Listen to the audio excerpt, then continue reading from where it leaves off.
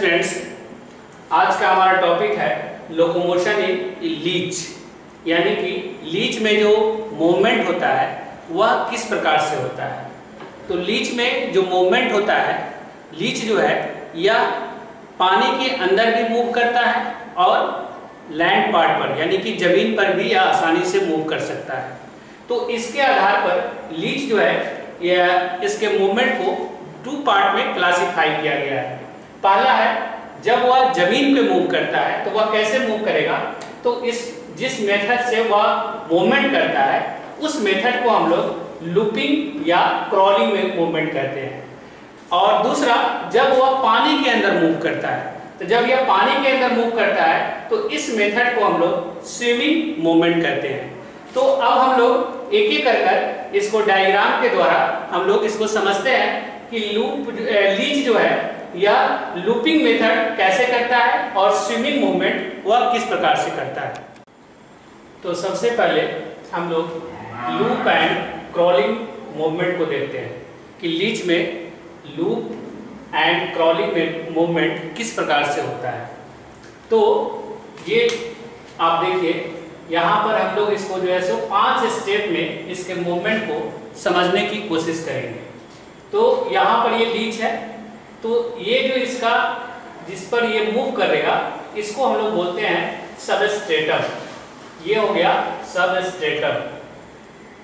Substratum का मतलब हो गया कि जो इसका आधार है जिस पर लीच जो है सो मूव करने वाला है। उसके बाद ये लीच का ये आगे का जो है सो इसको हम लोग बोलते हैं एंटेरियर सुकर। एंटेरियर सुकर। और ये जो है सो ये है पीछे वाला पोस्टेरियर सुकर, इसको बोलते हैं पोस्टेरियर सुकर। तो ये हो गया इसका जो है सो सबस्ट्रेटम जिस पर ये मूव करने वाला है। ये आगे वाला एंटेरियर सुकर कहलाता है और ये पीछे वाला पोस्टेरियर सुकर कहलाता है। अब ये मूव कैसे करता है, तो जब लीच को मूव करना होगा इस पर, तो ये क्या करेगा कि सबसे पहले ये इसका जो पोस्टेरियर सुकर है, इस पोस्टेरियर सुकर के आधार पर अपना पोस्टेरियर सुकर को इस सबस्ट्रेटम के ऊपर सीधा खड़ा करेगा, यानी कि इसको थोड़ा सा फॉर्मली जो है ना ये इसको ऊपर सीधा खड़ा करेगा। उसके बाद इस पोस्टेरियर सुकर में ग्लैंड्स पाए जाते हैं जिसको हम लोग सुकर ग्लैंड्स कहते हैं। तो इस सुकर ग्लैंड्स के द्वारा स्लाइम का सेक्रेशन होगा और उस स्लाइम के सेक्रेशन जो होता है उसके हेल्प से यह पोस्टेरियर सुकर को सबस्ट्रेटम के साथ फिक्स कर लेगा, यानी इसके साथ यह चिपक जाएगा।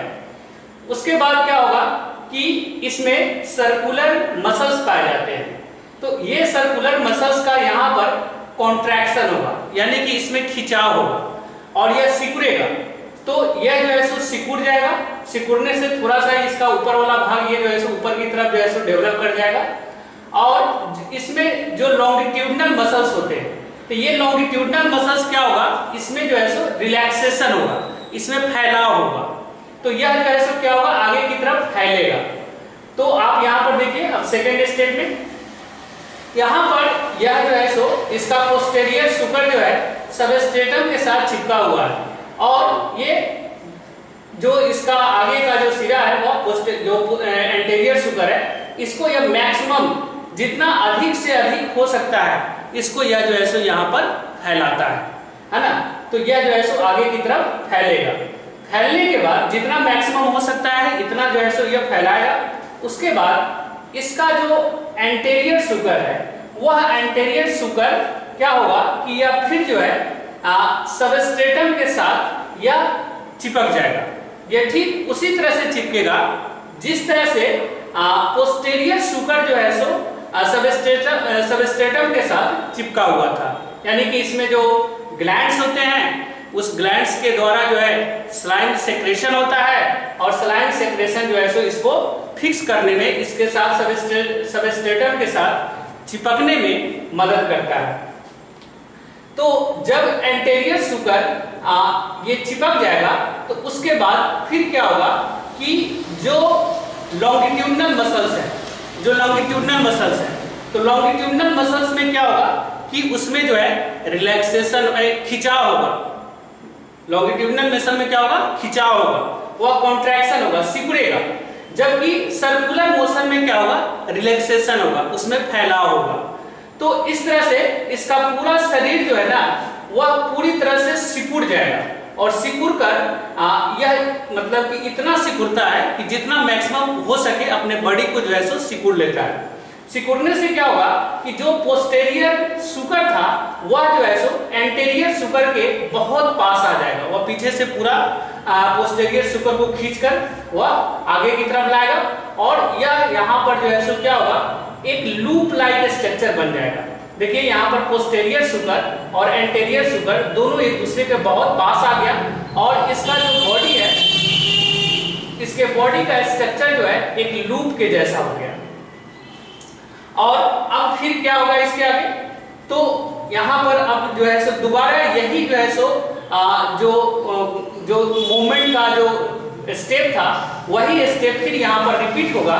तो अब यह फिर जो है सो दोबारा अपने पोस्टेरियर सुकर को या सबस्ट्रेटम के साथ इसको फिक्स करेगा, चिपकाएगा, और चिपकाने के बाद फिर एंटेरियर सुकर जो है सो या आगे की तरफ इसका जो है, इसमें जो लॉन्गिट्यूडिनल मसल्स हैं उसका जो है रिलैक्सेशन होगा, फैलाव होगा, और वह फिर जो है सो मैक्सिमम इसमें फैलाव होगा, और फिर उसके बाद एंटेरियर सुकर सबस्ट्रेटम के साथ फिक्स हो जाएगा, चिपकेगा, और पोस्टेरियर सुकर को यह अपने बॉडी को जो है सो यहाँ पीछे की ओर सिकुड़ेगा, जिससे पोस्टेरियर सुकर फिर यहाँ पर आगे आ जाएगा। और इस तरह से क्या होगा कि इसमें लीच में मूवमेंट जो है वह आगे की तरफ कंटिन्यू होता रहेगा, और यही स्टेप जो है सो लीच कंटिन्यू बार बार जो है सो इसको दोहराते रहता है।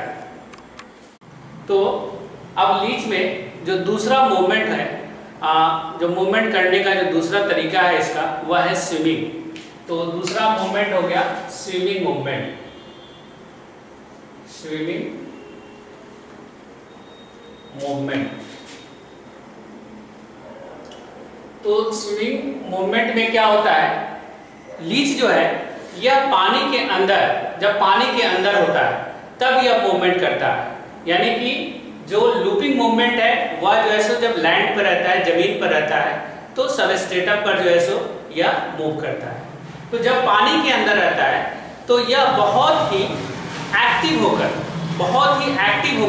यह पानी के अंदर स्विम करता है। स्विमिंग करने के समय यह क्या करता है कि यह अपने बॉडी को जो है डोर्सोवेंट्रली फ्लैटनेट कर लेता है, यानी कि अपने पूरे बॉडी को जो है सो क्या कर लेता है, चपटा बना लेता है।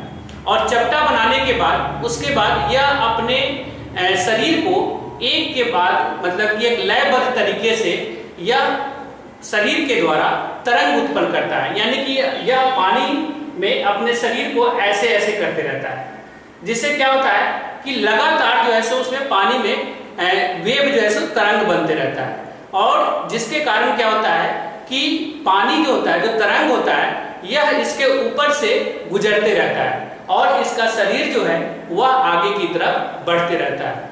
तो इस तरह से यह क्या करता है कि पानी के अंदर जो है सो यह अपना मूवमेंट करता है। इस मूवमेंट को हम लोग स्विमिंग मूवमेंट बोलते हैं।